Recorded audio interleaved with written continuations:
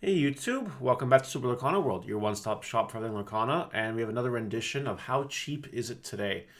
We're going to be talking about Sapphire Steel. Sapphire Steel, kind of like Amber Steel, one of my more favorite decks to play. I enjoy playing Sapphire Steel. I think the deck is a lot of fun. And it's definitely a meta contender. You hear a lot of people talk about Ruby Amethyst and, Ruby Sapphire. But, Sapphire Steel, I think, seems to go a little bit under the radar. And I don't think it should be. So we're going to talk about that on today's How Cheap Is It? Is this deck something that you can build for relatively cheap, or is it going to be more expensive than Amber Steel? I don't know. We're going to find out in today's video by going through a whole bunch of cards that you can buy to build your deck. And at the end of the day, of course, it'll be more than 60 cards because we're looking at a whole pool that you can buy, not necessarily a particular deck list. Though I will say, I'll give a shout out to the person whose name I'm forgetting that came second place at that 170 something person tournament, Sapphire Steel. My deck took a lot of inspiration from that.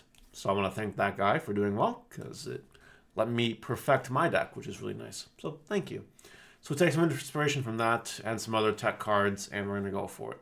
So we'll see how affordable this deck is. And if you like this content, please like, comment, subscribe. I'd really appreciate that. Okay. We'll start off a really, really cheap one here. The Mickey Mouse Detective, which is a bulk common. We'll just put all bulk commons at 25 cents each.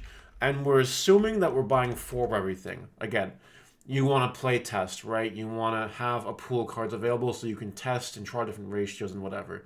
So it'd be foolish not to buy 4 of it. So 4 copies of that. It's $1. It's fine. What about Bell? Strange but special. Bell is a bit more of an end game win button because you're spending the whole game controlling, doing a little bit of ramping, and eventually you just get to 10 and you're killing it. You're killing it. Now, this card is definitely a tech card. It was not used in the list that I just referenced, but I like it a lot. I know other people do as well. So we'll call it a $23, $25 card that you want to buy 4 copies of because it's cool. And just like that, we're looking at $93. Yeah, this game, it's fine. It's fine. It's okay. It's fine. What about Hiram Flavor Sham? This card is when you play it or whenever request, you can banish an item, draw 2. There is a wombo combo with this card. I do recommend playing 4 copies of it. Shipping here is $1.22 and whatever. So we'll call this card $1.25. We're really high rolling it, but $1.25 is fine. $5 for a play set seems reasonable. All right. And then along came Zeus. There is a whole suite of removal in steel that will be included just in the playtesting pile, right? This card is effectively, as you can see here, $2-ish per. We'll high roll to 225. You shouldn't spend more than that on each copy. Your play set will run you about $10. All right, not bad. Again, dealing damage to locations will come in handy. Absolutely. Mr. Smee. Oh, yeah, I think I included this twice. I did for some reason. Mr. Smee. Mr. Smee here. In your turn, this character is exerted and you don't have captain character in play, deal damage to this character. You have captains in this deck. Mr. Smee is a really good early aggro card if you have a captain on the board or whatever. Some people like it. We'll throw in 4 copies of it we'll call this a bulk uncommon, just 50 cents each, and you want a play set of it. Not too bad in the deck. We have McDuck Manor, a 4-drop location with 1 move, 9 toughness, 2 lore. Not too bad at all. Might play as a 4 of even. But it's a bulk common. You might as well buy 4 copies of it. There you go. A nice $1 right there. Here we have Rise of the Titans, a banished chosen location or item. Conveniently, it's kind of okay against these Sapphire decks that play good items. It's good against locations. So yeah, maybe play 4 copies of it, and we'll put it in the bulk uncommon range at 50 cents a card. Just like that. Not bad. So far, the deck is looking pretty cheap. Pretty okay. Then we talk about Fishbone Quill, a nice item that helps you ramp, but costs you $6.31 per copy. We'll high roll with it, call it $6.50 per. I do recommend playing 4 copies of this card because you want to see it. and you want to be able to ramp with this card, honestly. So, card's not bad. There's a reason it's going up in price, and this deck is one of those reasons why. Next, Cogsworth, the Grandfather Clock. Shift 3, Ward, and Resist 1. You know, it was used in the one guy's deck. It was definitely used in the deck.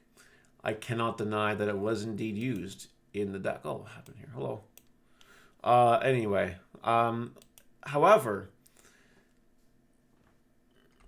I've never been the biggest fan of 4 copies of this card. I really haven't, and I don't know. But we'll include as a 4 of at $2.50 per. I don't know why I went off so long on Grandfather Clock, but I don't know. The card doesn't do it for me, but that doesn't matter because this video is not about me. This video is about y'all. So 4 copies. Next off is Gaston, or Gaston, depending on your flavor here. This card's pretty good. It has a developed brain, which is pretty crazy, and you can like do all sorts of crazy things, like gain 3 lore. It's pretty good. Not to mention, it's gonna like add a card to your hand, which is really nice. So 4 copies of it. The card's not expensive at all.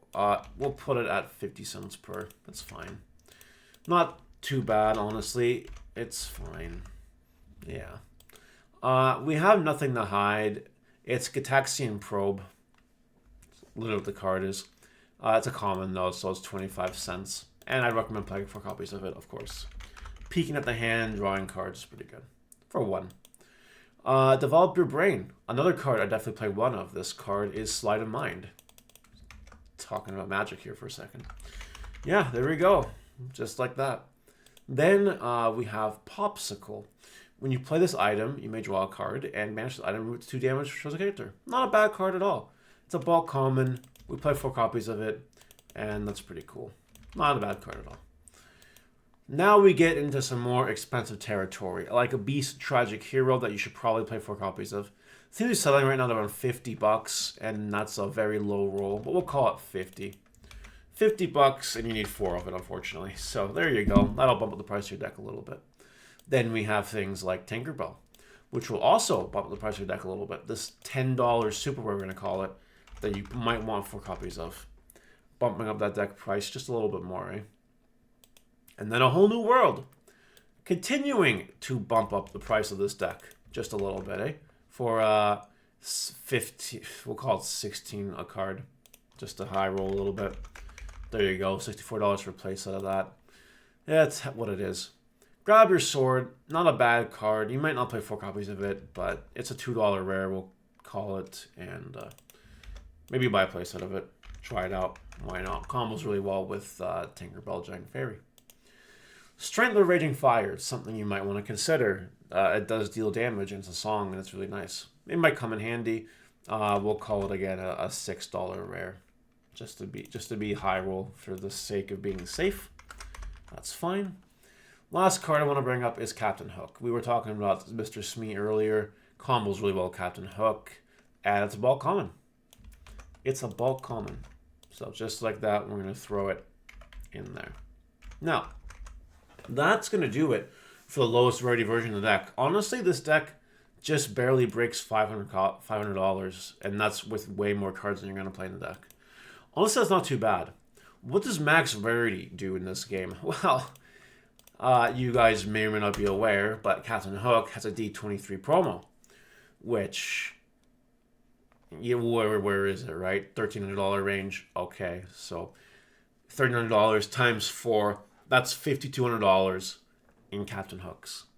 You have Tinkerbell Giant Fairy, who is enchanted rare in the first set at $345 that you need 4 copies of it. That's just shy of $1,400. You add that to your Captain Hook, you're looking at roughly $6,600 for 8 cards.